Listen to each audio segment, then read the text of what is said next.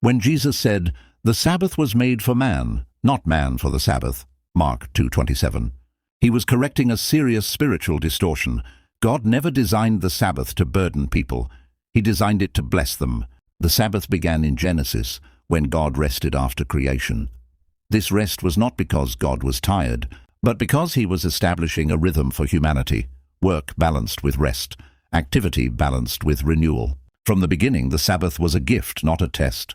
When the Sabbath later became law for Israel, it carried deep meaning.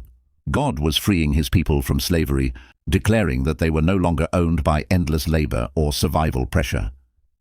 The Sabbath reminded them that God was their provider. By Jesus' time, however, religious leaders had turned the Sabbath into a heavy system of rules. Compassion was replaced by control. Human need was ignored in favor of strict regulation. That is why Jesus healed on the Sabbath and allowed his disciples to eat. He was not breaking God's law, he was restoring its purpose. Jesus teaches that God values mercy over ritual and people over performance. Any religious practice that ignores suffering or blocks compassion has missed God's heart. The Sabbath ultimately points beyond a day to a deeper reality. True rest is found in Christ. Jesus invites the weary to come to him, showing that rest is rooted in relationship, not regulation. We were not created to serve rules. Rules were given to serve life. The Sabbath was made for man, and in Christ, that gift finds its fullest meaning.